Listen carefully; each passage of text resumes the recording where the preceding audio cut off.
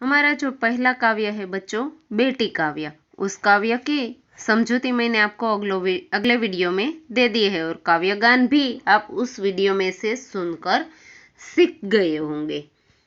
अब बच्चों, इस वीडियो में मैं आपको अभ्यास के प्रश्न जवाब समझाने जा रही हूँ। इस प्रश्न जवाब को समझकर आपको अपनी बुक में लिखने हैं। पहला जो प्रश्न है आरोह अवरोह युक्त समूह गान, वो अगले वीडियो में हमने कर दिया। निम्नलिखित प्रश्नों के मौखिक उत्तर दीजिए। आत्मनिर्भर बनने के लिए आप क्या करेंगे? तो मैं आत्मनिर्भर बनने के लिए खूब पढ़ाई करूंगी, बहुत मेहनत करूंगी, अपनी योग्यता के अनुसार काम करूंगी। काम भले ही छोटा हो या बड़ा, कोई भी काम हो, पर हम उसमें सफल होने की पूरी कोशिश करेंगे। दूसरा जो प्रश्न है, बेटी पढ़ लिख कर क्या करेगी? तो बेटी पढ़ लिख कर बहुत मेहनत कर अपने पैरों पर खड़ी होगी। वह सारी दुनिया को देखेगी और समझेगी। इस तरह बेटी आगे बढ़ेगी और दुनिया को दिखा देगी कि वह किसी भी बात में किसी से कम नहीं है। तीसरा जो प्रश्न है, बेटी की तरह आप किसी का सहारा बनने के लिए क्या करेंगे? तो बेटी की तरह मैं भी किसी का सहारा बनूंगी। उसके लिए पहले मैं भी काबिल बनूंगी, क्योंकि पढ़ लिख कर उसके लिए काबिल बनना पड़ेगा। खूब पढ़ूंगी, दूसरों की मदद करूंगी, विद्यार्थियों को पढ़ाई लिखाई में मदद करूंगी, जरूरतमंद लोगों की सहायता करूंगी। इस तरह मुझसे हो सके उतनी मैं दूसरों की सहायता करूंगी। चौथा जो प्रश्न है, बड़े होकर आप क्या बनना चाहते हैं, क्यों? तो बच्चों, जो आप बनना चाहते हैं वही लिखिए कि आप शिक्षक बनना चाहते हैं, सैनिक बनना चाहते हैं, पुलिस बनना चाहते हैं, आप जो कुछ भी बनना चाहते हैं और क्यों, तो उसका आंसर आपको लिखना है। क्योंकि वह बनकर डॉक्टर बनते हैं तो डॉक्टर बनकर मैं मरीजों की सेवा करना चाहता हूँ, शिक्षक बनकर मैं देश के भावी नागरिकों को तैयार करना चाहती हूँ, विद्या का दान करना चाहती हूँ। इस तरह से आप उसका उत्तर लिख सकते हैं। उसके बाद का जो प्रश्न है, आप जीवन में क्या क्या करना चाहते हैं?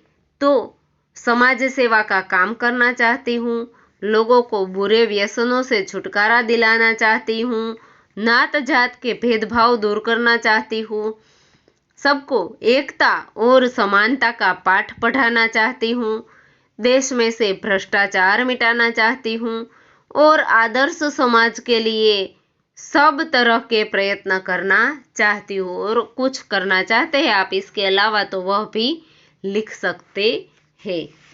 उसके बाद का जो प्रश्न है बच्चों, बॉक्स में दिए गए शब्दों के अर्थ शब्दकोश में ढूंढकर उन्हें शब्दकोश के क्रम में पंक्तियों में लिखिए। तो यहाँ जो शब्द दिए गए हैं, मिसाल, गर्व, अंबर, शान और कष्ट, तो यह जो शब्द दिए गए उस शब्दों को शब्दकोश में से हमें अर्थ ढूंढने हैं और उसके अर्थ ढूंढकर हमें लिखने हैं। तो पहला है मिसाल, तो उसका अर्थ आपको लिखना है। गर्व यानी कि अहंकार, अंबर यानी कि आकाश, गर्व यानी कि अहंकार,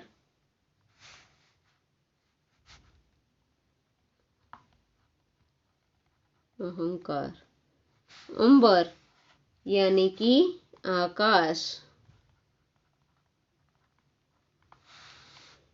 फिर आता है मिसाल यानी कि उदाहरण। फिर आता है शान यानी कि प्रतिष्ठा और कष्ट यानी कि दुख और मुसीबत अथवा दुख, तकलीफ, कुछ भी आप लिख सकते हैं। तो इस तरह से इसका उत्तर आपको लिखना है।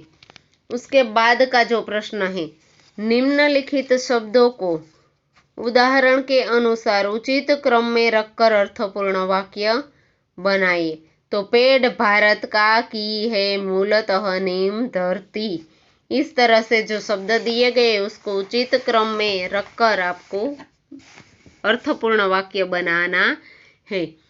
तो नीम मूलतः भारत की धरती का पेड़ है। दूसरा जो प्रश्न है वह क्या है बच्चों? तो नीम है दातुन श्रेष्ठ की होती, दांतों लिए के। तो उसका उत्तर होगा दांतों के लिए नीम की दातुन श्रेष्ठ होती है। तीसरा जो वाक्य है वह है दिया जलाकर दिया रख मैं आंगन। तो दिया जलाकर आंगन में रख दिया। चौथा जो वाक्य है अधीरता दिखानी हमें में नहीं खाने चाहिए। तो हमें खाने में अधीरता नहीं दिखानी चाहिए। उसके बाद का जो वाक्य है वह है विनम्रता चाहिए व्यवहार हमारे में होनी भी। तो हमारे व्यवहार में विनम्रता भी होनी चाहिए। तो इस तरह से यह 5 वाक्य आपको लिखने हैं। उसके बाद के जो वाक्य है स्वाध्याय के जो प्रश्न है, निम्नलिखित प्रश्नों के उत्तर लिखिए। बेटी सहारा बनने के लिए क्या क्या करेगी? तो बच्चों बेटी सहारा बनने के लिए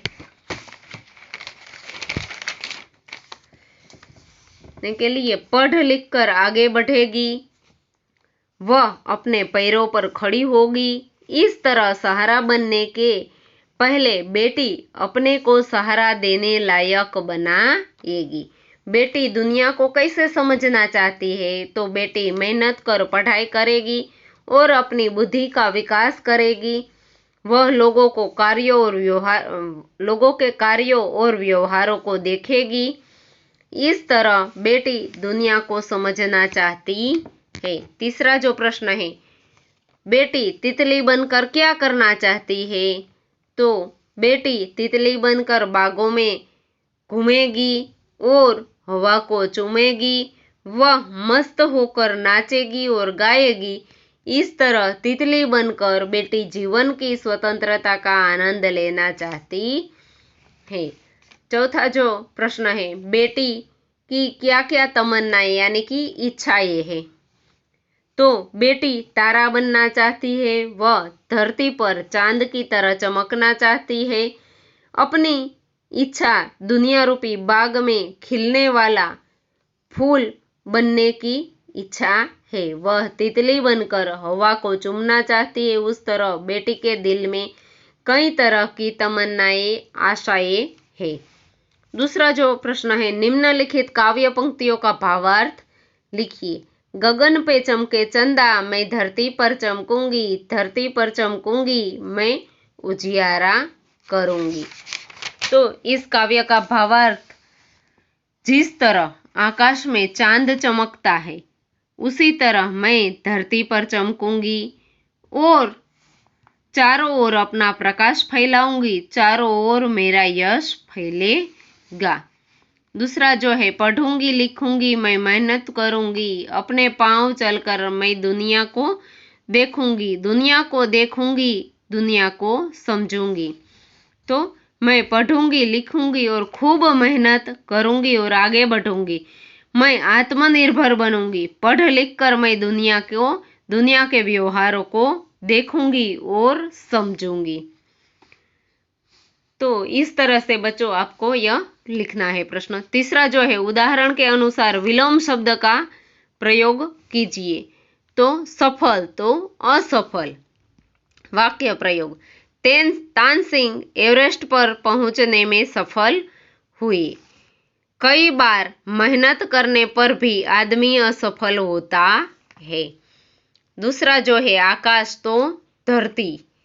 तो देखते ही देखते विमान आकाश में पहुंच गया। तो यात्री सुरक्षित रूप से धरती पर उतर आए। तीसरा जो है उजियारा तो अंधियारा। तो सुबह उजियारा होते ही हम काम में लग गए। शाम को अंधियारा होते ही हम धरती पर लौट आए। हम घर लौट आए, सॉरी। तीसरा जो है इधर तो उधर। आप इधर बैठिए, वे उधर बैठेंगी। चौथा है भलाई तो बुराई। संत सबके साथ भलाई करते हैं। दुष्टों को दूसरों की बुराई करने में ही मजा आता है। पांचवा है पाना तो खोना। सफलता पाना सबको अच्छा लगता है। कभी कभी जो अच्छा लगता है उसी को खोना पड़ता है। तो बच्चों पहला जो वाक्य है वह वाक्य पहले शब्द का और दूसरा जो है वह उसके विरोधार्थी शब्द का यानी कि विलोम शब्द का वाक्य में यहाँ प्रयोग किया गया है।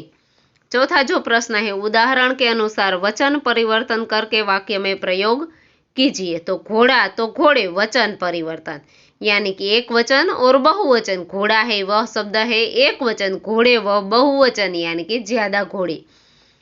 घोड़ा दौड़ रहा है तो घोड़े दौड़ रहे हैं। दूसरा जो है मैं तो हम। मैं पढ़ रहा हूं तो हम पढ़ रहे हैं। उसके बाद का जो तीसरा वाक्य है बच्चे तो बच्चा। बच्चे खेल रहे हैं तो बच्चा खेल रहा है। खिलौना तो खिलौने। खिलौना सुंदर है तो खिलौने सुंदर है। ખેત તો ખેત જ રહેશે। એ શબ્દ છે એનો બહુવચનમાં પણ બહુવચનનો જે શબ્દ છે એમાં ફેરફાર થતો નથી। ખેત હરા ભરા है। खेत हरे भरे है। यहाँ बहुवचन आ जाएगा शब्द हरे भरे। हरा भरा का हरे भरे शब्द हो जाएगा। तो इस तरह से बच्चों यह जो स्वाध्याय के प्रश्न है वह भी आपको समझकर उसमें लिखने हैं।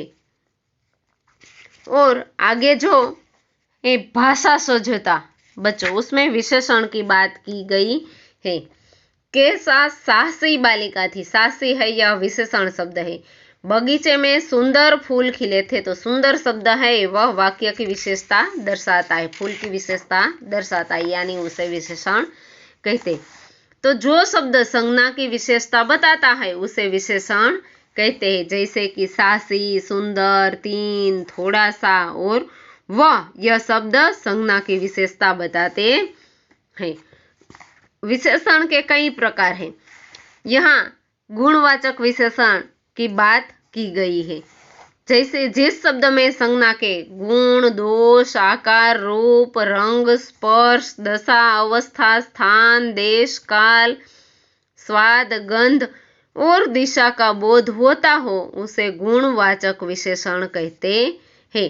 तो निम्नलिखित वाक्यों में से गुणवाचक विशेषण छांटकर इस खाने में उसको आपको नाम लिखना है। तो पहला जो वाक्य है वरदराज चतुर बालक था। तो इसमें कौन सा शब्द विशेषण का आएगा बच्चों?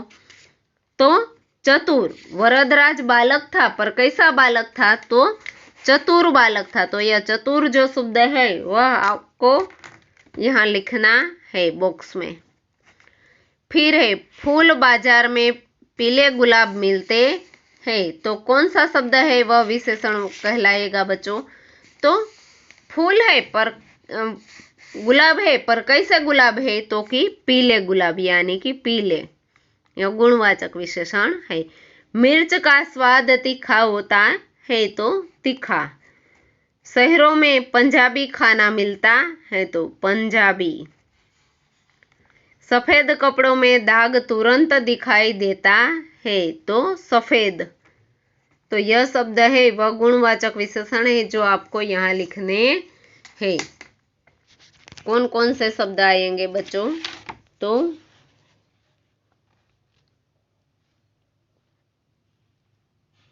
चतुर, पीले, तीखा,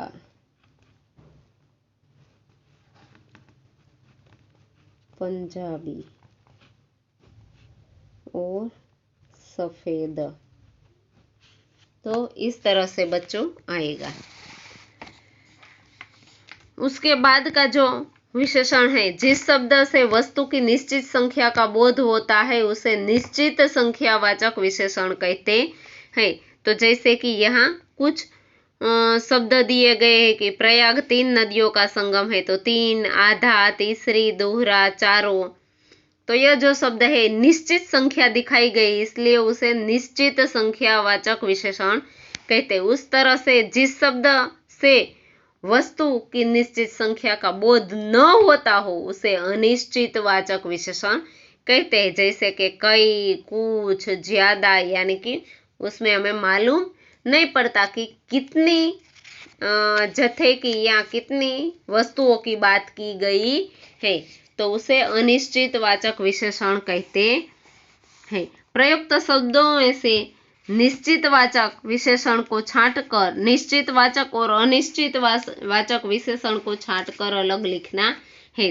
तो यहाँ हम जो निश्चित वाचक विशेषण है उसके और राउंड कर देंगे, तो यानी कि कई, थोड़ा, यह अनिश्चित वाचक है। निश्चित वाचक कौन सा है, तो 50, 2.5, तो यह भी निश्चित वाचक विशेषण है। बहुत, यह अनिश्चित वाचक आएगा। कुछ, ये भी अनिश्चित वाचक। चौगुना, चौथा, चारों, तो यह सब है वह निश्चित वाचक विशेषण आएगा। फिर है कुछ, ज्यादा, कई, थोड़ा और बहुत, यह है अनिश्चित वाचक विशेषण है। तो बच्चों, यह वीडियो आपको सुनकर समझ में आ गया होगा। आपको अपनी बुक में इसके प्रश्न जवाब लिखने हैं। अब अगले वीडियो में मिलेंगे। तब तक के लिए बाय बाय।